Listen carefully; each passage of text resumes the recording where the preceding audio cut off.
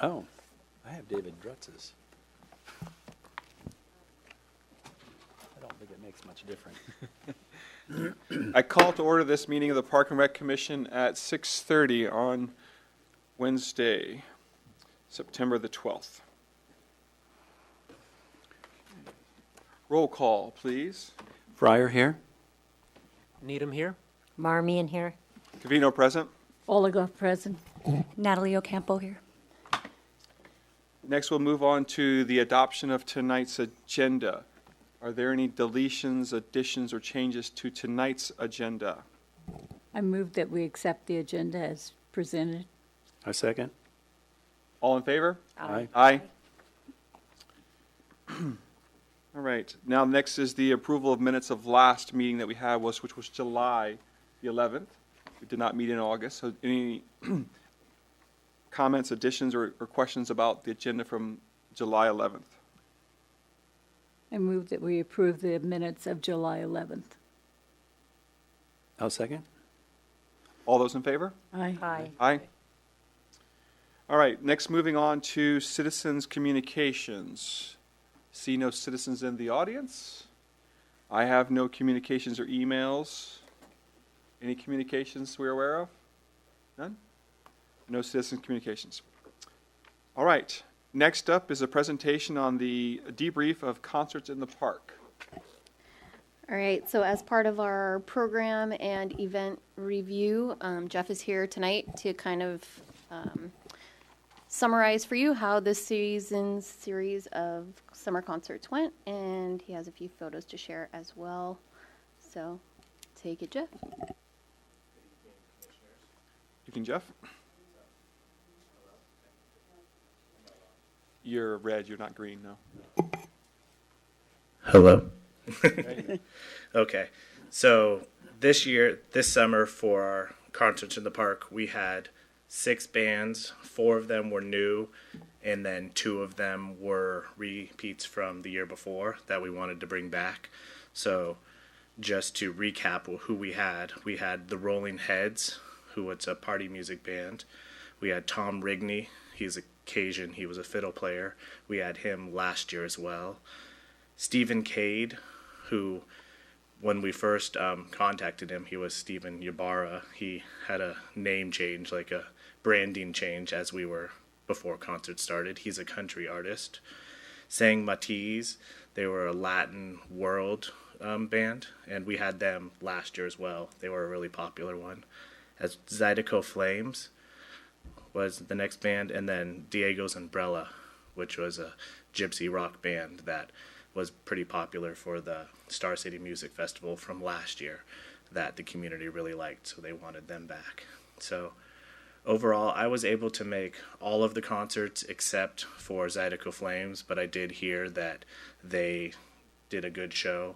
We had a good turnout for all of the concerts, and a lot of people. I didn't hear too much negative feedback, a lot of positive feedback.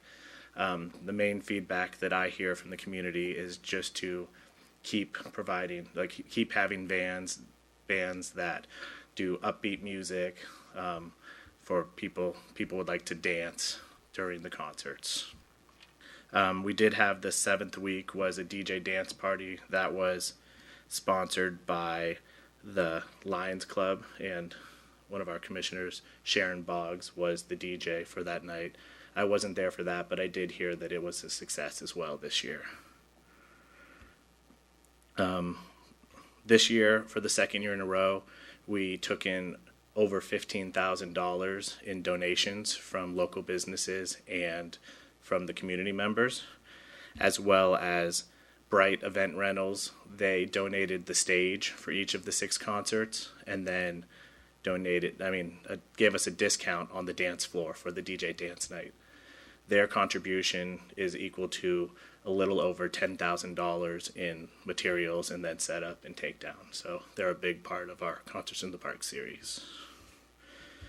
Also for this summer's Concerts in the Park, in addition to the Lions Club offering their free hot dogs, we had a kettle corn vendor who came to all of the concerts and were pretty popular, as well as the Friends of the Brisbane Library. They had fresh squeezed lemonade, and I think they had other drinks depending on what the week was. But they were pretty popular as well. We did look into the possibility of having a food truck at each concert. We looked into the same person that we used for Day in the Park last year, but being a smaller event and only a few hours instead of all day, they did want minimums for the trucks. So if we didn't make the money from the concert from the participants who came, then the city would have to cover the minimum, the additional fee. And last year we didn't budget for that extra cost. So it's definitely something that I want to look into for next summer to see if we can budget a little extra money. So if the food trucks don't make their minimums, we still have the option of offering that as an extra. Do you guys have any questions? Any questions from commissioners? Yeah, I did want to circle back around the minimum for food trucks. What is the minimum for food trucks? What is it how does that work? They want a guarantee? I was quoted $800 for a truck last year, so for last summer. So if they only made $500 that evening, then we'd be on the hook to pay them $300 to get them up to that minimum. And we've had food trucks in the past at concerts in the park. Sporadically, we've experimented with that. And was that the same situation for them, or It was. or was that a different? It might have been a different agency that we were going through. Right. So I'm going to explore other options. And I know there's a gentleman with a food truck in town that we're going to explore the options of.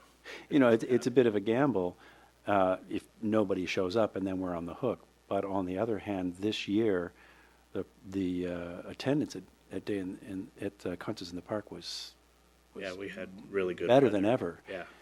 So I guess it's water under the bridge. You don't have a crystal ball to know whether you're going to make that, but probably they probably would have made $800 each. Yeah, we would want to know the food trucks in advance so we could also advertise so saying this concert's going to have this food truck, and then that could get more people out potentially for the food option as well. Any other questions? You covered it very good, thank you. I just have one. Are you looking next year to maybe extend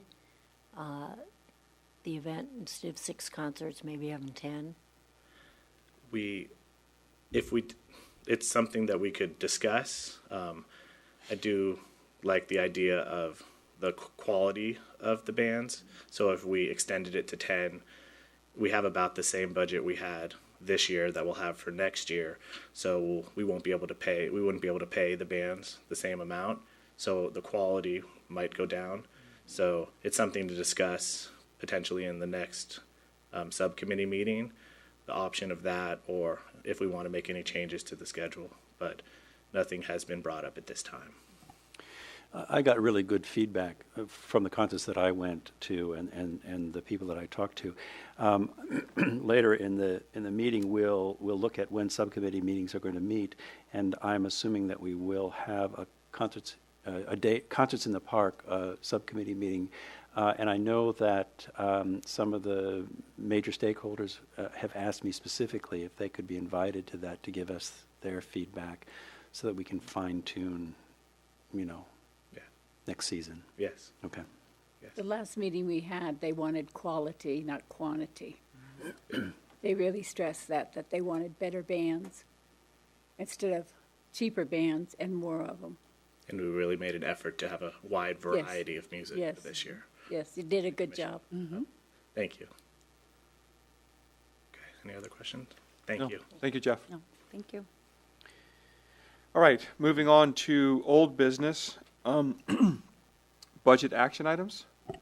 So we've thought that it would be a good idea to come back to the commission with the budgetary asks of city council and the items that they approved for this year's budget, and to let you know kind of where those things stand and what the next steps are. So the first item was Firth Park improvements, and the city council approved an additional budget expenditure of $8,000 for improvements at Firth Park.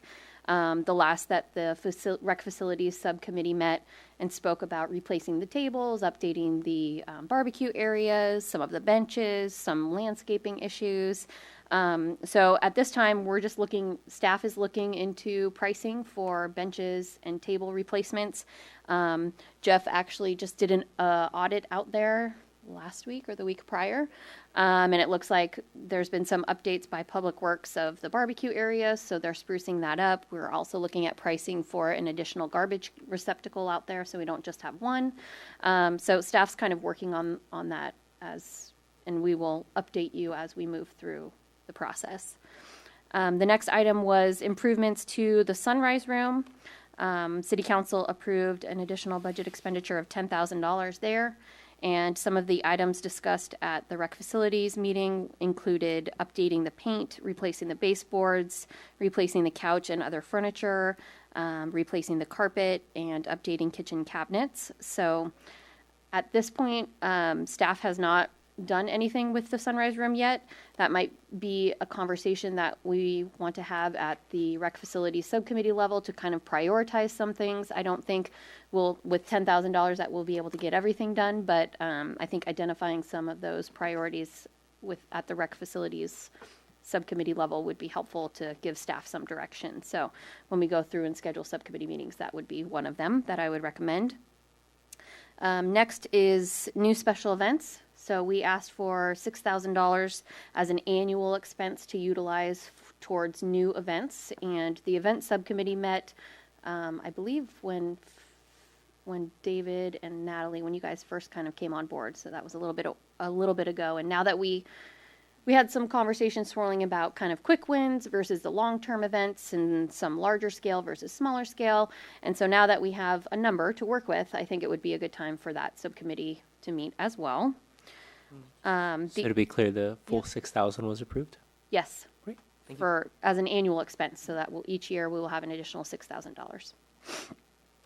And then the other items, one being replacement of our portable sound system. Staff is already working on that. That was an expenditure of $1,000.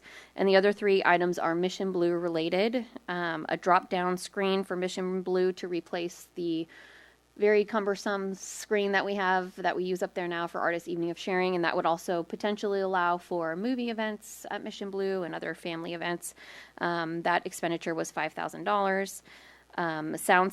Full sound system replacement, we asked for $8,000 and City Council approved, and replacement of the light board up at Mission Blue. The light board is a little bit easier. We already have a vendor lined up. We already have a quote, so I'm just going to move forward with that process. But as far as the screen and the sound go, staff will be working in the coming months to identify potential vendors and have them come and look through the space and come back to us with some quotes and estimates for the work. But if you have an interest in weighing in on those two items, I know Kevin might and Sharon might as well, given her expertise with AV.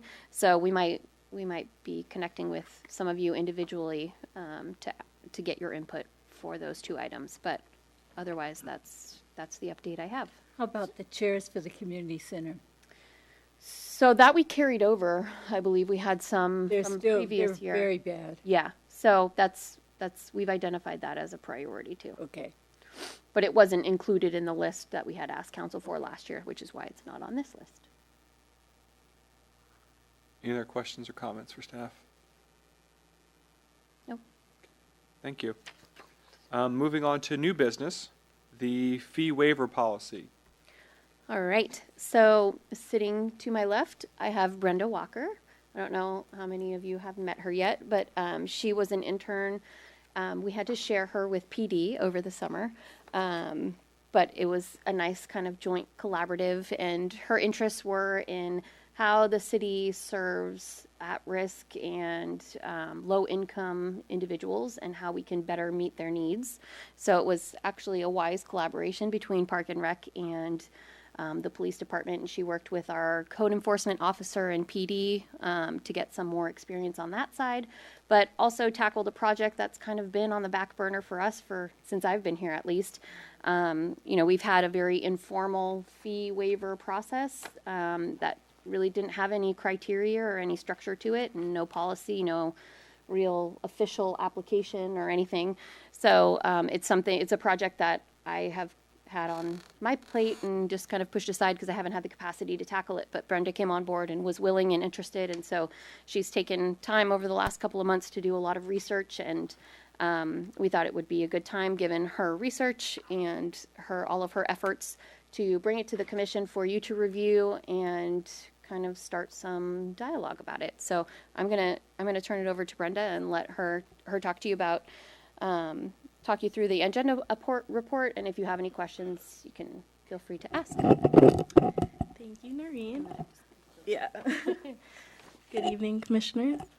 So, like Noreen said, the purpose of this report is to establish a formal fee waiver policy, fee waiver assistance policy for youth programs for low-income residents. So I'll just head straight into the recommendation. So we hope that the commission reviews the draft policy and the subsequent application before conducting conversation regarding the preferred approach to fee waivers for the city. So I'll kind of backtrack into the history of the program, which Noreen has kind of touched on. So our current system is that we have basically an honor system. Whoever's asking for assistance will receive it, but other than that, there's no structure or formal criteria or policy at the moment. And then some facts about it: approximately 20 families a year receive some form of aid.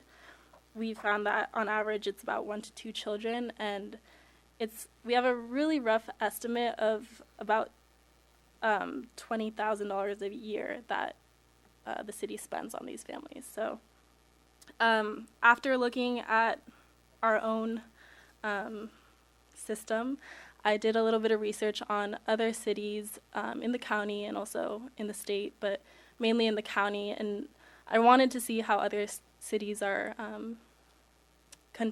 how they serve their low-income youth. And what I found is that each city is very different. And I found that 2 of the cities had a very well-established program. Those 2 were Milpitas and Half Moon Bay, which are obviously very different in population size, but what they did is that, well, I'll start off with Milpitas. They approved about $6,500 of on their budget, so that's obviously much lower than how much we're spending, but that's tended to be on the lower side of the rest of the cities in the county. The average was about $10,000. And what they did was that they had a $250 cap on each household, and then they matched 50% of the program fees. So theirs was more of a formal program, whereas Half Moon Bay, they had a strict kind of scholarship program. So they had a fund where donors basically donate a certain amount of money, and it fluctuates every year. And what I liked about their program was that they had increments of like 25, 50, and 75% that they would match. And they had a $300 cap, I believe, also on each family. So having looked at those 2 cities and the rest of the cities, we believe that the best way to determine how a family could qualify for aid is to look at the Brisbane School District's lunch assistance program, which is kind of cool because they already have a formal application, which I have here, but I don't know if any of you have it. But it already looks at each low-income family that is in the district and who is on lunch assistance. And the way they qualify for it is they have to either be in low-income housing, receive some sort of like tax return to show proof, or they have to be on WIC or something like that. So, sorry, I lost my place. Yeah, so we determined that that would be the way that we would see whether a child will qualify for it. And if they're not in the district, but they are a Brisbane resident, they would then have to fill out the application. But it just takes away that extra step of having to fill out extra paperwork. All right, so getting on to the discussion. There's 3 options that we've laid out that are possibilities for the program. And the first is similar to Half Moon Bay. There would be an annual budget that we would have to obviously agree upon, and we would accept applications until funds were exhausted. So basically first come, first serve, but since it's such a small city, I don't think we necessarily have much of a problem with that. The second option would be to have, like the 2 cities, a maximum subsidy amount per child or family. And then depending on how much the city is willing to spend on each family, this could potentially be more costly, considering that there's different family sizes, although the average was still about 1 to 2 children per family. And then the final option was kind of the most open, and we wouldn't impose any cap or number of applications accepted or dollar amount subsidized. All right, so at this time, the Commission should review the various options for fee waiver policy and weigh the pros and cons, as well as the financial implications for each. The Commission may elect to discuss further at a future meeting, but then must ultimately, hopefully, make a recommendation to City Council. So that's pretty much it. Oh yeah, do you have any questions? I have a few. I guess the first question is, what is the problem statement? Is it that we want to make sure that every single child of a low-income family has opportunities, or is the city spending too much? What's the problem statement? The problem is that we're not meeting, that we want to serve as many families as possible, low-income families. Okay. Not that we're spending too much. To serve all, do we know what that volume is? Do we know how many people we're not serving currently? We don't know exact amount, but in just looking at the numbers in the school district that are on lunch assistance, there's about 25% across the board, total. So those 3 schools, Littman, Panorama, and BES, there's 25% that are on some sort of lunch assistance.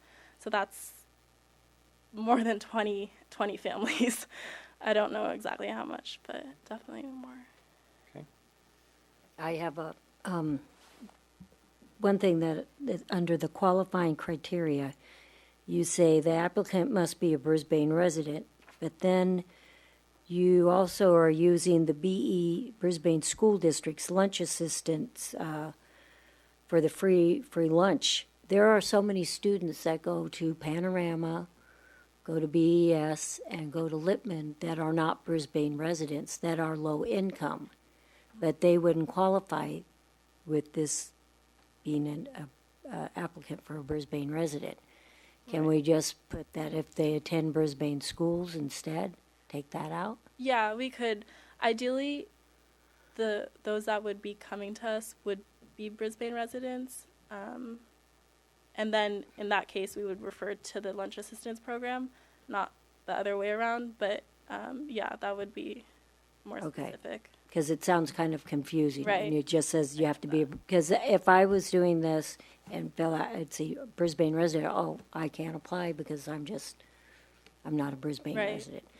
Because there are a lot of kids from the after-school program that do attend some of our activities after school, the athletic activities, and they don't live in Brisbane. That makes sense. What would be the maximum budget amount that the city would be willing to spend on this program? That's undetermined at this point, and it's not something that's identified in our budget. So it's kind of just it's a loss of revenue is how we treat it. It's not an expenditure that's budgeted currently. So we want to bring awareness to the city council of what the impacts of the program truly are currently, so that we can kind of gauge where their willingness is for the future. They may be willing to spend more. They may not. So we just don't know at this time. Got it. As I think to Lyle's point, it'd be helpful to know relative to the population of people that we could serve, right? Mm-hmm. And because I think ideally you would want to serve everyone, but if by serving everyone, then that number doubles, and that would be a stressor, then we'd have to figure out what kind of cap to impose. Because I think, again, ideally we would seek to serve as many as we can. Right. But I just don't know how that would turn into a problem or not a problem, just from a fiscal impact perspective. Mm-hmm. Mm-hmm. Through the chair. First of all, Brenda, I'd like to thank you for your work on this. I read this report ahead of time, and it really helped me to understand it. It was very well constructed, and your presentation was very well done as well. I had a couple of questions. Despite the lack of advertisement, so moving forward, presumably once we had a policy in place, we would do some advertisement. We would make the public more aware of it, so we could expect an increase in applications. Is that the thinking? Yeah. And also the idea of using lunch assistant programs and things like that for application for qualifications. It also says here, each school noted that they handled qualifying students differently.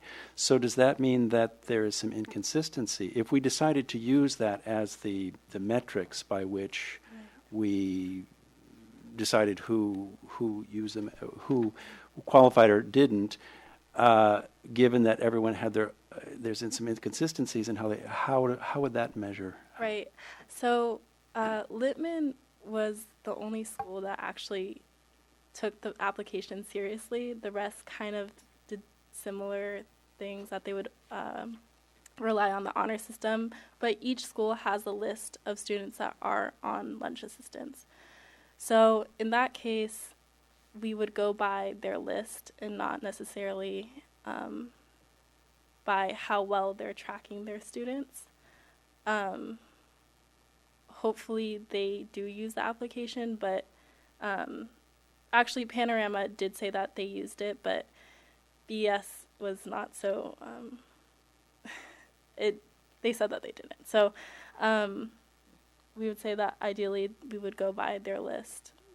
Otherwise, we can't really control that. Would we get a different outcome for the metrics of students that are in grade school versus those in middle school because they have different criteria, or because their criteria isn't consistent? Would there be inconsistency there?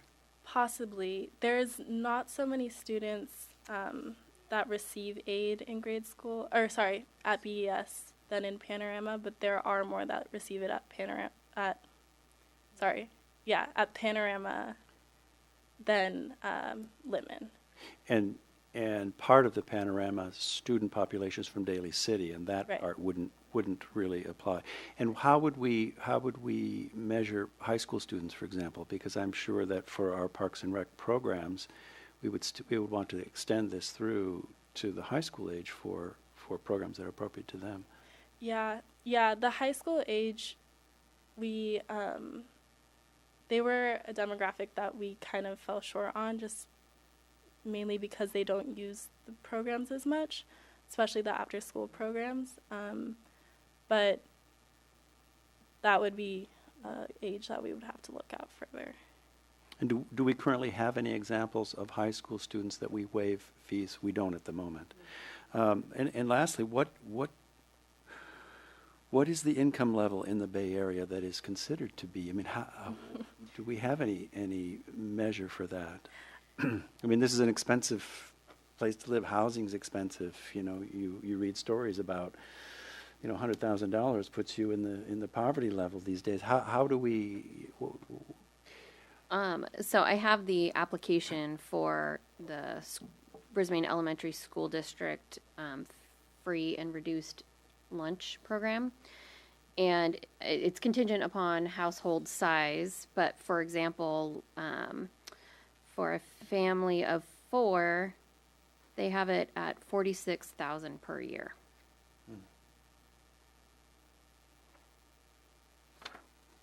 So Okay, thank you you. want this? You want to see it? No, that just gives me a sense of what the Yeah. official metrics are Yeah. versus maybe it's a little out of step with what some of the realities are, Yeah. in fact. Any other questions from commissioners? Thank you very much for your report. Very detailed. We appreciate it. Thank you. All right, moving on to reports. Chairperson report. Hold on. Yes? Sorry. Oh, Just to interject, do you guys want to have any more discussion about the potential structure of the program, or do you want staff to come back with more information about the potential number of families served? Yeah, I think the questions that we had asked and for more information would be helpful, then we could discuss further, because I think that to the point in regards to the fiscal impact to be known, what's the size of the pool we're talking about? Again, it's 20 current families now we're serving. Is it 20 families or 20 kids? 20 families. 20 families, which with an average of 1 to 2 1 to 2 kids, yeah? kids, mhm. So about 40 kids. If that's going to double or Right. triple in size, we want to kind of know what those numbers are. Okay. Yeah. If we do that and come back to the next meeting, then we can, I think, discuss it further. Yeah? Okay. Any other questions that you want me to answer to bring back to the next meeting, or? I think the only other one would just be if council can guide like just size of budget pool, because then if we know families budget pool, we can at least give a sense of if there should be a cap or not, given that it's not advertised. Because again, ideally we help everyone, but if that would crush a budget, then that might be another issue. Isn't the request here that we give a recommendation to the city council? Yeah. Rather than say to them, well, how should we proceed? I mean, they may override us. We may say, look, let's leave the door wide open, because this is a really, Yeah. an important need that in this economic environment, families with children really need every advantage. I mean, Totally. I'm putting forward one argument that we Sure. might have, and then we say that to the city council, and the city council looks at their budget and says, well, no, never mind, we can't do it that way anyway. But do I have this correct, that really what they're Yeah. wanting is for us to discuss it, which we Right. can do at the next meeting, and then we Yeah. hopefully And come up with a consensus. And when you make a recommendation to city council, we can say, based on their preference, there could be a range of financial impact, and then they can decipher from there how they would like to see the program for the future. So, Yeah, I think based upon the numbers we get back, then us as a committee will commission to determine what our best recommendation is going to be. It might be all, it might be some, we might, within ourselves, weigh that seems way too much or too little, and we'll make a decision from that. Yep, good, okay. Thank you, Noreen, for that. Sorry about that. Well, and thank you to Brenda. Yes, for all thank you, her Brenda. hard work getting the ball rolling. All right, on to reports now. Chairperson report. Don't have anything other report than having everyone back's nice here. There's Sharon's missing, but it's good to be back. Our fall kickoff. Subcommittee reports. Subcommittee meeting reports. Liaison meeting with the city council. Renee? Yes. Well, Lyle and I met with Karen Cunningham and Madison Davis, and also Clay Holstein was there, and Angel Ibarra and Noreen. And what we discussed, we kind of gave them the highlights of our annual report of what we've been doing. So I'm just going to fill you in on, Lyle did a nice presentation, and now I'm going to present that to you. In youth, we discussed how the revival of the Youth Advisory Committee has been up and running from Ricardo, and currently there are 5 members, regional. They attended the regional Yak Attack, and they put on dances and different events. And right now, Ricardo has been up at Lipman Middle School to encourage more people to join the YAC at this time. And like I said, they'll still be doing events and dances at Mission Blue. And they hopefully will come back here and meet with us and give us some new highlights of what they're going to be presenting this year. On the youth sports team accomplishments, we had the volleyball and the baseball finals. The sixth grade basketball were undefeated, and the eighth grade basketball became the champions of this year. And Ricardo also has been up at school recruiting for new teams this year. At Club Rec, the enhancement enrollment highlights. The mini clubs have been well received. There's science and art, nutrition. There were 80 people enrolled last year. This year, currently, as we are speaking, Michelle Chan is doing a presentation at the school board meeting, and we do have 85 students that are enrolled in that program right now with multiple clubs that they are attending. And some of the stuff that is going on there is paint by numbers. We have a sports camp. We have Jimmy Fletcher, who just came up. They're going to be doing murals, ceramics, cooking, Girls on the Run, etc. So it's really full at this time. And we also talked about the summer swimming program. It was doing really well during the summer. The pool was packed with activities going on. The Public Art Advisory Committee was newly formed and officially up and running. The facilities, Crocker Park Trail, the grant for the resurfing and other improvements, we're still kind of waiting for some of that, but it is on the back burner, I believe, and I believe we're supposed to see the money 2020 maybe. It's something like that. The dog park, we did the dog park resurfacing, which the community had a big input on that, and we put new sod in, and there's a lot of activity going on down there. They did have the dog park cleanup. A lot of residents came and partook in that. So the dog park is doing good at this time, and it is getting watered, I believe. Yes, okay. The Habitat for Restoration for the Castaños, which you just heard, we're getting the money for that. And also, there was the big ivy removal at the Castaños Canyon. The Lippman baseball field renovations. There was a donation from the Lions Club for the equipment booth. That park or field is up and running, and they have been having a lot of practices and games up there. So that is really nice to see that finally got revitalized. The memorial bench and plaque policy was in effect at the community center park, and we got our first bench there. Through events, it was the Festival of Lights improvements and changes. We did the layout, the snow globe, Santa hats, etc. And that's going to be going on. Concerts in the park, fundraising. In 2017, we had 15,646. In 2018, we had 15,050, the largest ever, and we had better bands, as you just heard Jeff report on too.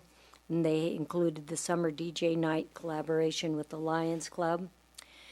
The Star City Music Fest was 800 versus 500 people.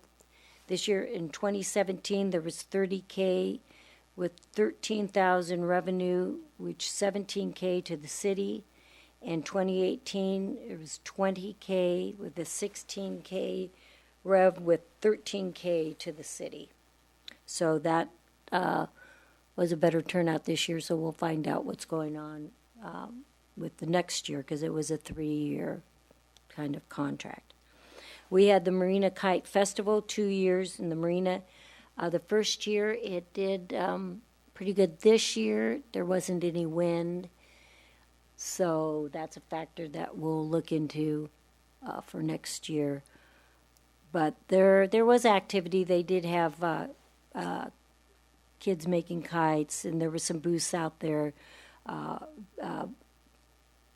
San Bruno Mountain Watch was out there, and the police were out there, and they did have a little barbecue. So we just need to get the wind going. And looking towards the future in 2018-19, the work plan focuses on program enhancements and facility improvements, and upcoming tasks and projects include, we had a big discussion on the signboard upgrades. Noreen showed us some screens there, and the two council members were very enthused with that, so we will be working on that again this year. The sand volleyball courts at Mission Blue, they are up, and now we can start doing the rental policy because I believe the club is done using them. I did see some people up there playing over the weekend, so that's kind of nice. The facility improvements, which you heard, Firth Park, Sunrise Room, and Mission Blue, we got the funding for that. Now we're on the ball to go. The child care modular expansion, that was installed and it's up and running. The new events, we're going to have game and movie nights, maker workshops, sports, tournaments, craft beer event possibly, lawn games at the park. We talked about a floating mini golf, a family camp out, and which we, Brenda just now talked the fee waiver scholarship policy updated. So, excuse me, that's what we discussed with the liaison committee. I'll just add, great job recapping, Oh. Renee. Some of the feedback from the council members included a desire to get more feedback from the summer concert series sponsors, and so we talked about different ways to engage those people in the process because not all of them feel comfortable attending a subcommittee meeting or speaking up directly to a commissioner or a staff person, so we tried to identify other ways that we might be able to engage them and fold them into the conversation and hear their feedback. So that's something that the subcommittee can talk about at their next meeting and we can move forward with, just better outreach to our stakeholders.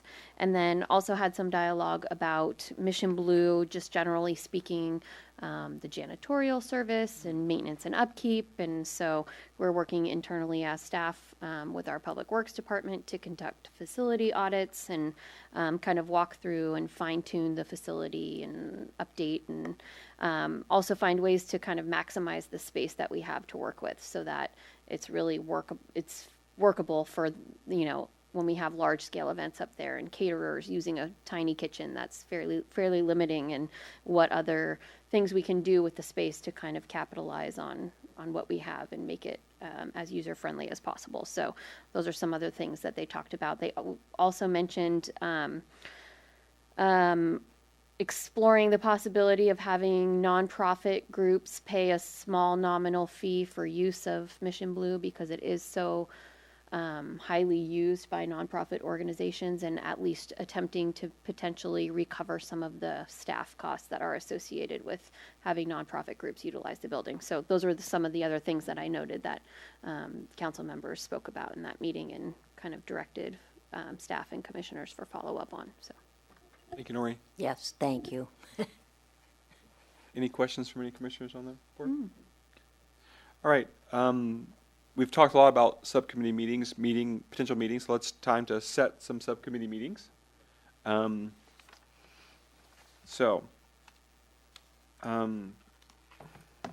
Derby Day in the Park subcommittee. So, go ahead. I don't think you guys have met in a little No. while, so it's right I around think the we're corner. due to meet. Yeah. And I know that several staff are going to be at the National Recreation and Park Association Conference in Indiana 2 weeks from now. So, and then when they get back, it's going to be the week of Day in the Park. So if a subcommittee meeting's going to happen for that, it needs to be scheduled for next week. I don't know what your availability is like. It's Wednesday or Thursday would be great. Yes, I'm available on Wednesday the 19th. Fine. Bonnie. Wednesday, the 19th? Yeah. What time? Actually, Tuesday. Is that open? Tuesday's for you? better for you? I'm looking. Natalie. Yes, Natalie, that's fine. is that okay? Yes. Sorry, I just looked at my work calendar and I just saw that I have What's an the event that date? night. Tuesday the 18th. Or Thursday. I'm Wednesday is just the only one that I actually like. Yeah, Tuesday works for me. That's better. Okay. Yes. And at what time? What time? 5:30, 5? 5 o'clock. I don't. Yeah, I'll be flexible. Yeah, 5:30. Yeah. Okay. Sure. 5:30? 5:30. Okay. Tuesday the 18th at 5:30. Concerts in the park?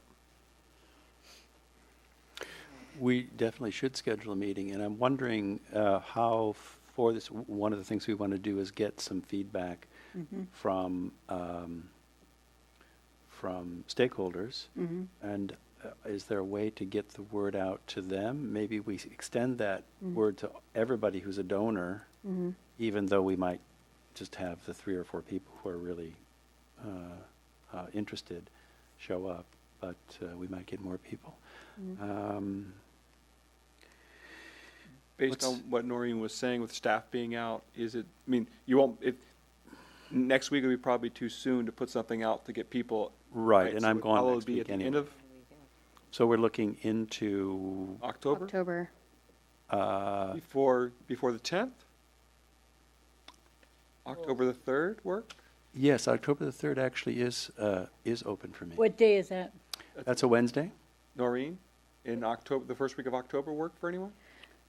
I'm just thinking staff-wise because that Saturday is Day in the Park, so Okay. it's a fairly busy week from staff's perspective. Okay. But So the following week, which is, which is our meeting. Following week is our So. meeting. We could have it just prior to the meeting. We could. 5 o'clock. We need to have it in the later part of the day so people who work can come. If we did it at If it's a 5 regular meeting, though.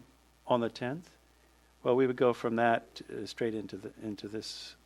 Mm-hmm. We had 5, and then we have a commission meeting at 6:30. So 5 o'clock? 5 o'clock, is that? 5 o'clock on On the October 10th. 10th. Yes. Yes, I'm free at 5, October 10th. Also, a suggestion, you could maybe email the stakeholders that if they could come to the meeting, but if they can't, to send emails or any correspondence Yeah. to you. Yep.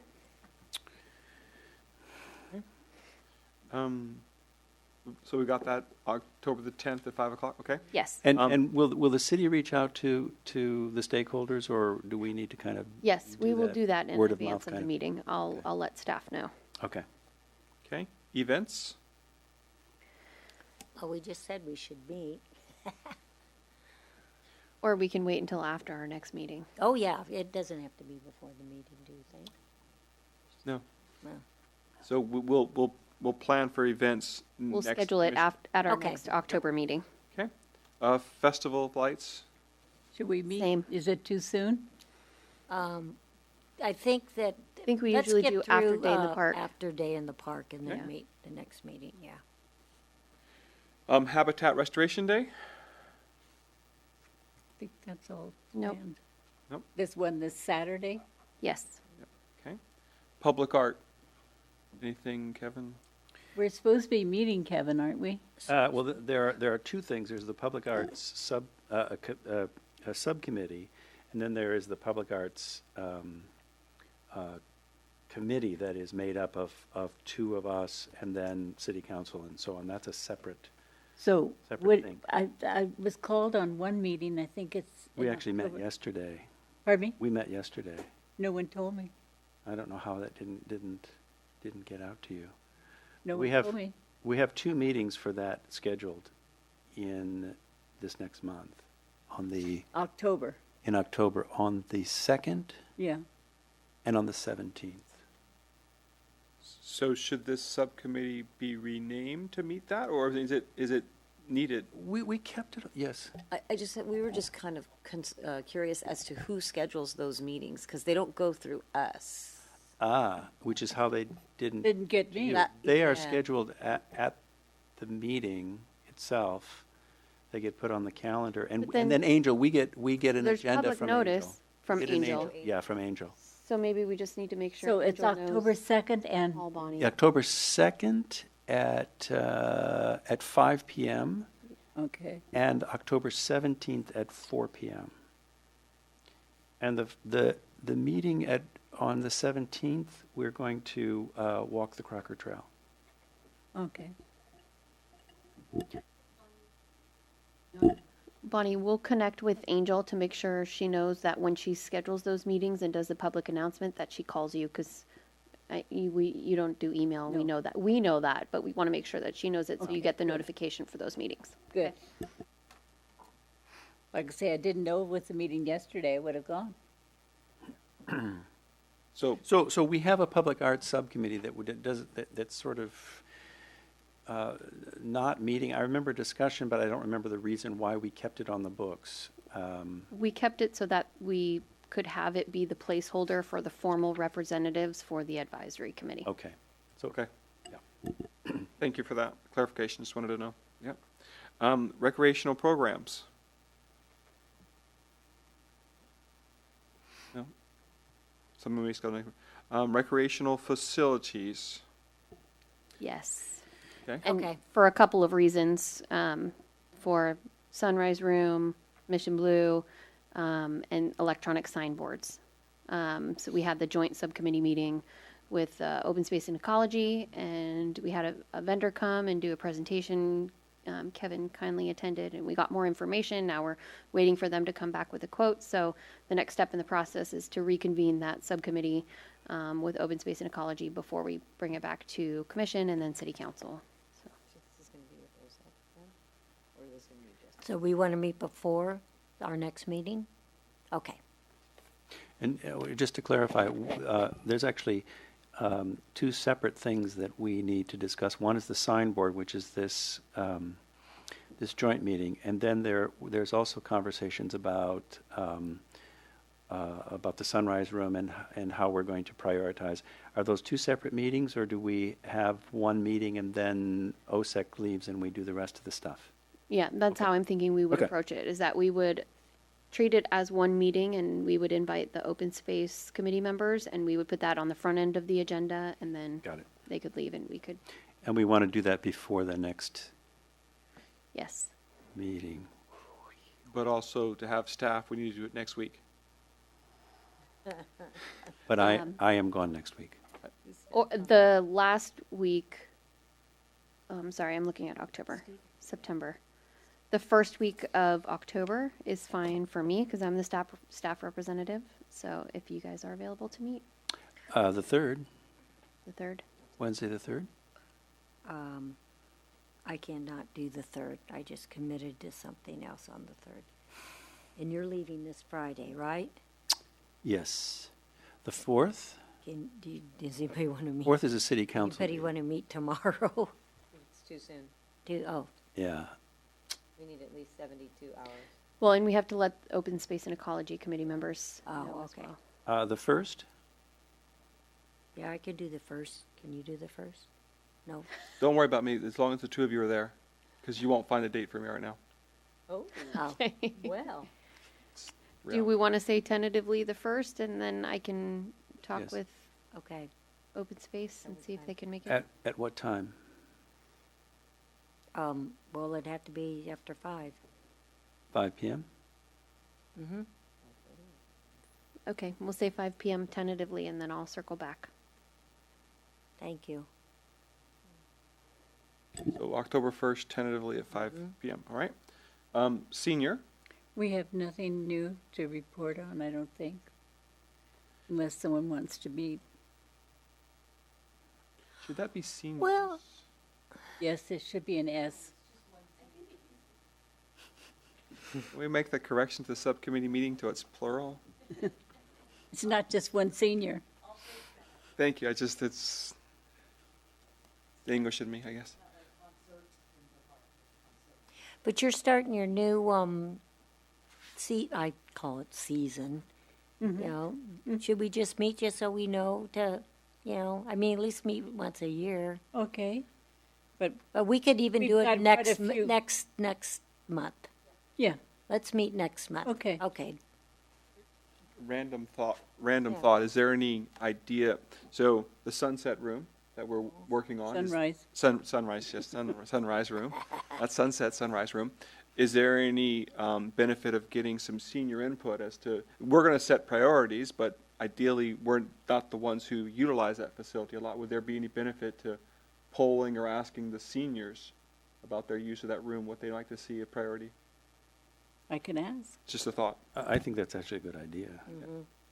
Just the How do we, that's why I just bring it up. If the seniors, I don't. or at least the city staff that staffs the Yeah. sunrise Teresa. room, that Yeah. might be the We can put together like a brief questionnaire that Teresa can have at the Sunrise Room to ask their input, and then maybe also the senior club, Bonnie, to see Sure. if they want to provide input. That would be great.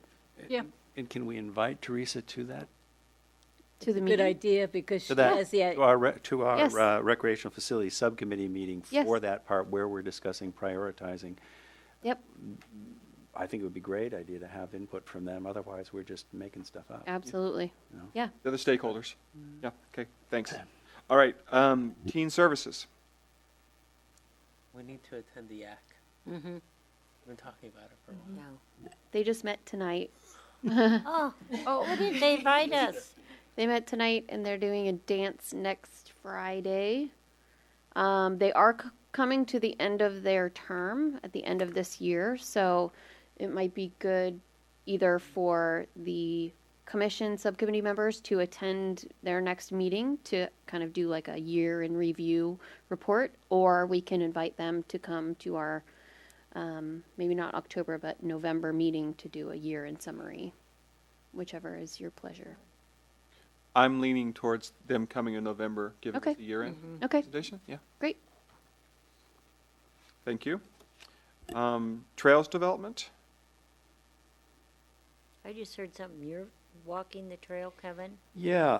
For public art or? Well, yeah, so the Public Arts Committee is going to walk the trail to look at the trail as potential sites for public art. And this is part of a big idea, just us kind of starting to think about what we might do with some of the funds for public art. Of course, already in our discussion is that public art is one component of some of the other monies that are now allocated towards the Crocker Trail, including this money that's been awarded in a grant to pave it.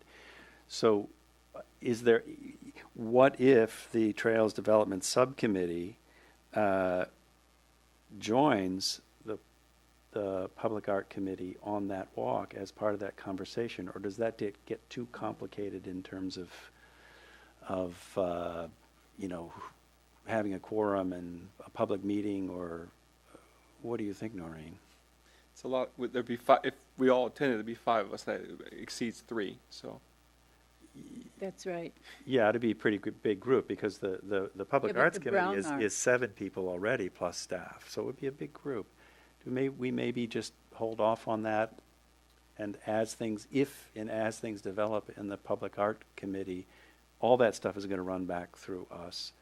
Then maybe we pick up the trail, no pun intended, and have conversations from our point of view. yeah, I think in my mind that's the way I would see it. Is when you have something come back, and then part of the Trails Development Subcommittee meeting, they can talk about the. Then what was- we weigh in on it. Okay, I'm good with that. The only thing we haven't looked at for a while is some of the walkways. You know, have you walked any of the walkways lately? Have you? Mm-mm.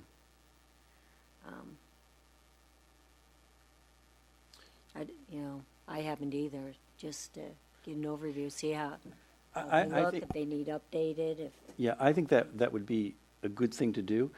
I would because my calendar is getting. Oh, yeah, really full up. I would prefer recommend later that for the down, next. yeah. for Oh, the next yeah, cycle yeah. that we come back and that Yep. we do, like we have done on some other on-site things, that we do a subcommittee meeting where we actually walk the Yeah. walkways. That way, when we're talking about them, it's in my head. Yeah. Potentially something we could plan for October before the time Right. changes. Yeah. So we still have some light. Yeah. Yeah. Thank you. Last subcommittee is the use of 280 South Hill sales proceeds. Yeah, and I'm the liaison here with OSEC, and I confess we had one meeting about it a long time ago, and I'm not sure where that is.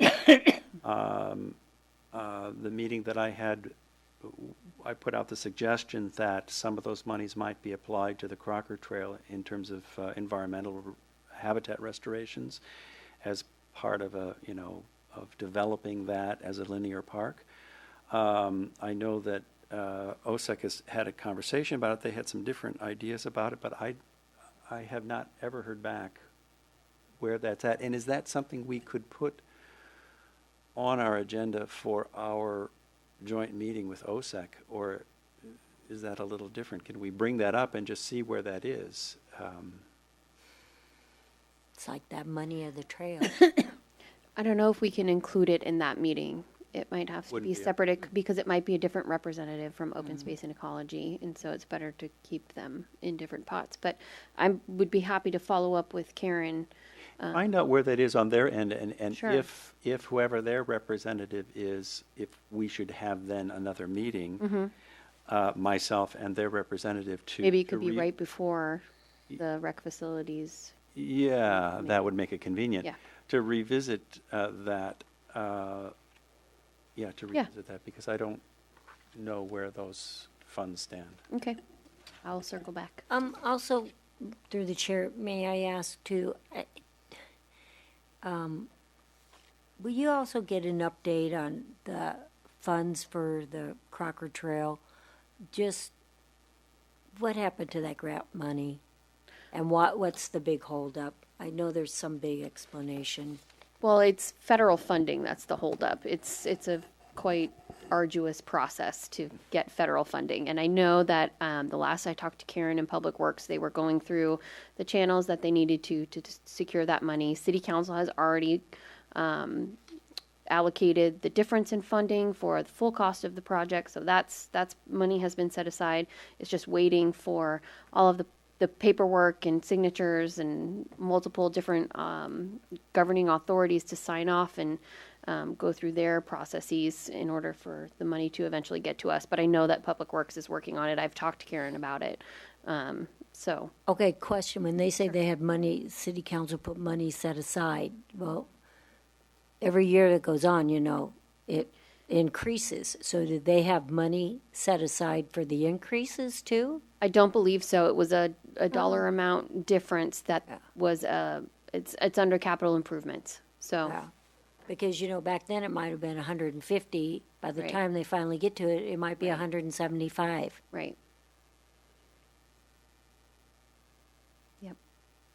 So then that'll be another holdup, because we won't have the money. Okay.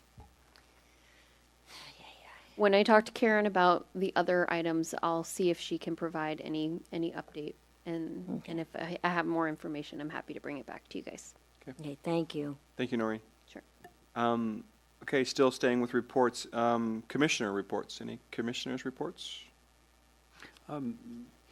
We don't have on the agenda any report about this public art committee that we're serving on. There is some information. Should I speak about that now, or do we wait? Sure. Okay. So we finally do have a public arts committee, which is made up of Bonnie, myself, 2 members of the city council, which are Madison Davis and Karen Cunningham, and then 3 members of the public at large that have been appointed by the city council, which are Dan Carter, Camille Salmon, and Danette Davis. And we have met, I think, 3 times now total. Our second meeting, one of the things that's very exciting to update us all, and all of this stuff will eventually, as we make recommendations, it then comes to this commission as a whole, and then from us up to the city council. The 7,000 building out at Sierra Point has a biotech company moving into it, and the retrofit for that building is a $30 million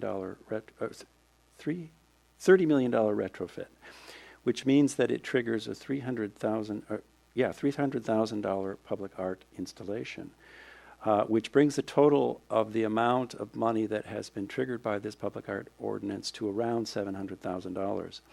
The biotech company has elected, as is appropriate with the public arts ordinance, to choose their own artist and choose their own art installation, subject to the approval of this art committee, and then through us, and then on to the city council. And so we met. This is the last meeting you were at, Bonnie. So we met with the artist, who was wonderful. I mean, his stuff was really great. He is from Napa. He has a 15,000 foot studio, about 16 employees. He's doing major public art installations across the country. We were all quite impressed with him. They are coming. A wonderful book of all of his work. Yeah. Our October 2nd meeting is when he comes back. When they come back with us, to us with a specific proposal, at which point then, if that committee agrees, it would come for us to look at, and then it would go to city council. At our last meeting, and I'm sorry that you didn't get into No one told me. into the mix. We went over the Brown Act because we have people community members serving on that have not been sat on a commission or a committee before, and then we talked about big ideas on how we can spend money that's in the in lieu of fund. Right now there is unencumbered, there's $350,000 in the in lieu of fund, which we as a city can say, what should we do with? And we discussed the Crocker Trail as a public art on the Crocker Trail, mixing it with these other funds to make the Crocker Trail into what's called a linear park, like the High Line in New York, of course, is the big famous one. Of course, that's at the very beginning of the big idea, and the devil's in the details. But it's an exciting group to be on. It's exciting to see it up and running, and we're having a good time. So, Thanks, Kevin, for that report. Thank you. Any other commissioners' reports? Nope. Staff report. Programs report. Yes, I have some information regarding registrations that opened on August 14th. Youth art, as per usual, filled up in 4 minutes. So that was gone quick. The middle school volleyball, finally people are starting to sign up for that. So it looks like we're going to actually have a team now. 7th and 8th grade boys and girls basketball registration does not open until next week. So we'll probably be getting a lot of registrations coming in next week for that. Jeff had informed me that the swim club, which I wasn't looking at too much online, but he pays attention to that because he's up at the pool. They have 10 actually registered for the swim club, which is really, really good. He's hoping that they can continue those numbers, and possibly they might end up being able to start doing the swim team again, which they haven't been able to do in a couple of years because they just haven't had the numbers. So he's looking forward to hopefully that happening.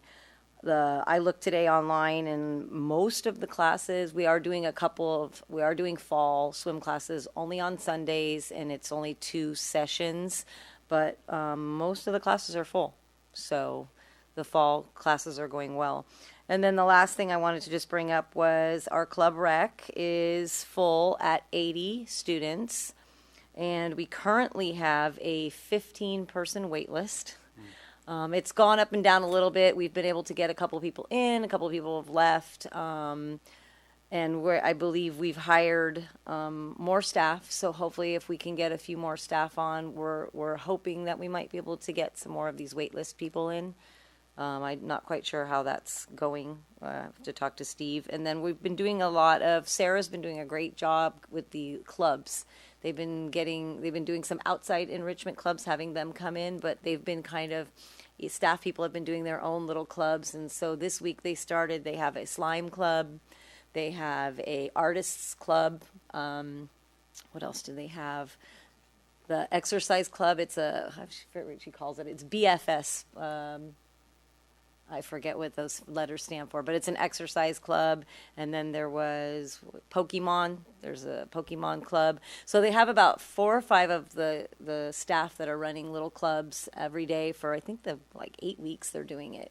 And it's a very nominal fee to the parents, like the exercise club's like $5 and $10-15 at the most. And then they have a Mad Science, which is an outside enrichment club that's coming in, and they're getting great signups for everything. So those are going really well, and the parents love them. So, and it's fun for the kids. It's something different. So that's pretty much all I have on the programs report.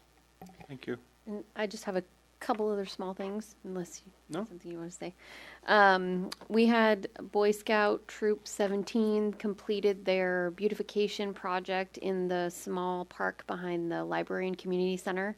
And they worked really well with San Bruno Mountain Watch to redo some of the landscaping with native plantings. And we had like a ground cover mesh that was previously installed that was coming up from the gravel, the decomposed granite. So they went in and they pulled that all out, and they put some new decomposed granite down and just kind of really beautified the space. And so it was great to have them out there. I think they had about 15 kids.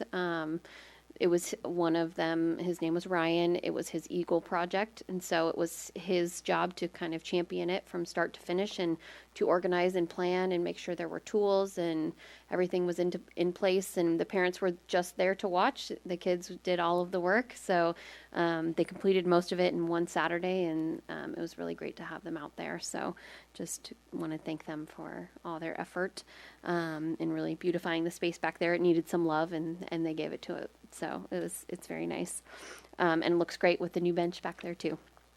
And then Star City Music Festival, Renee talked a little bit about it from the liaison meeting, was more successful this year than last year. This year it was partnered with the Excelsior Running Club's half marathon on San Bruno Mountain.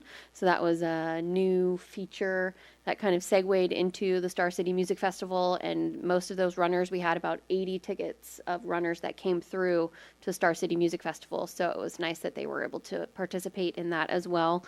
Throughout the day, I mean, we estimated between paid tickets and comp tickets and vendors and sponsors and runners and everybody else, we probably had between 800 and 1,000 people there throughout the day.